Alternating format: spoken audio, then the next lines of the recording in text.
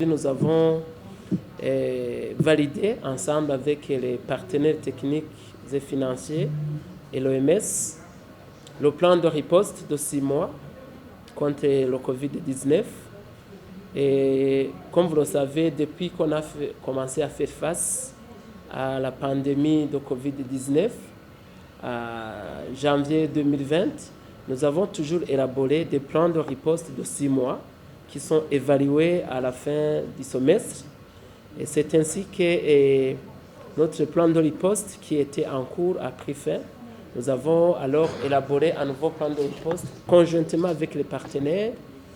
Le même plan de riposte qui vient d'être validé a fait preuve d'une validation préalable par le Comité national de prévention et de riposte contre le Covid-19. Et aujourd'hui, c'était le moment de partager notre plan de riposte avec les partenaires techniques et financiers. Alors, notre plan de riposte de 6 mois a 10 piliers, 10 axes stratégiques. Et avant, on avait 8 piliers. Actuellement, nous avons 2 nouveaux piliers. Le premier, c'est le volet communautaire. Nous avons vu que les agents de santé communautaire, la communauté joue un grand rôle dans la prévention et la riposte contre le Covid-19, ce qui a été démontré quand on avait connu la recrudescence des cas de Covid-19 au nord du pays, que ce soit en Ngozi et à Kirundo, mais même ici en ville de Bujumbura. Alors, nous avons voulu associer les élus locaux et les agents de santé communautaire pour pouvoir sensibiliser la population sur les mesures de prévention, mais aussi suivre les cas qui sont dépistés positifs parce que la prise en charge est communautaire et les agents de santé communautaire et les élus locaux, les chefs de quartier, sont indispensables pour pouvoir suivre si le taux confinement à la maison pour ceux qui sont positifs est réel, mais aussi rappeler la population qui est sous traitement de pouvoir aller faire les tests de contrôle après 4 jours. Et le deuxième nouveau-né, je dirais, c'est le pilier vaccination. Comme vous le savez, le Burundi a bénéficié d'un don de la Banque mondiale de 2,4 millions vaccins qui seront bientôt redéployés. Le plan intègre alors le volet vaccination pour qu'on puisse travailler dans un document validé conjointement. On ne peut pas accepter que tel autre partenaire ou acteur puisse contribuer dans la riposte sans que cela soit consigné dans un document du ministère de la Santé.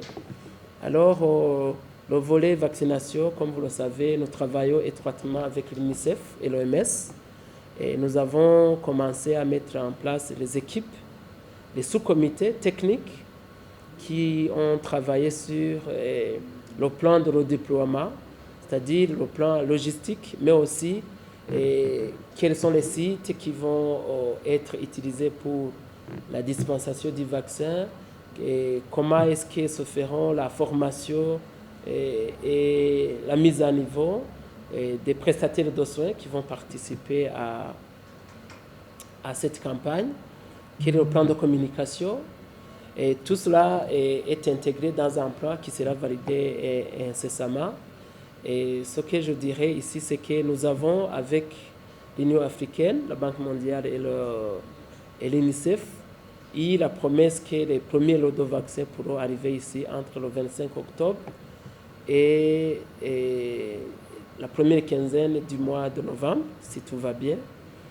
Mais ici, je rappelle à la population que nous suivons toujours la stratégie qui a été tracée par la haute autorité, son Excellence et Monsieur le Président de la République, qui est consignée dans 3 piliers essentiels qu'il a intitulé Ndakira Sinandura Kandi Sinandukiza Coronavirus, c'est-à-dire que le dépistage pour tout le monde, pour tous, doit continuer parce que c'est à partir du dépistage que la population sache si quelqu'un a attrapé le virus ou pas.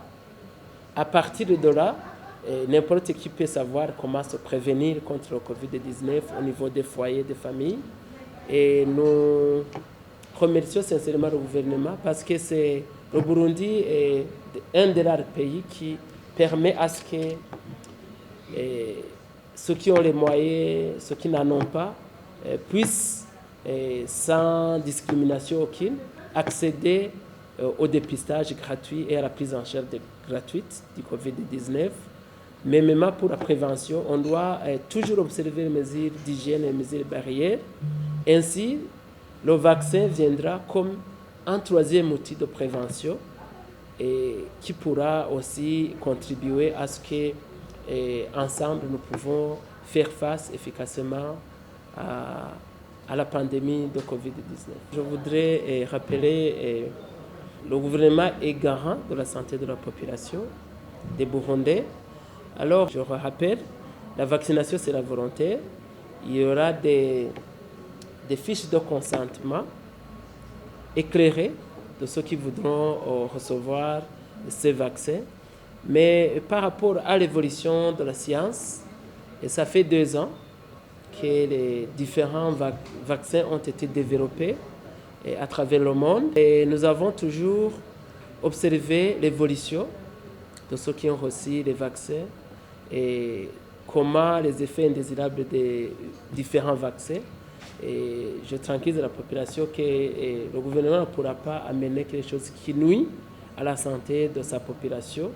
Mais sinon, le fait qu'on a observé le recul de 2 ans est amplement suffisant pour pouvoir identifier si tel ou tel autre vaccin a des effets positifs majeurs par rapport aux effets indésirables qui pourront surgir.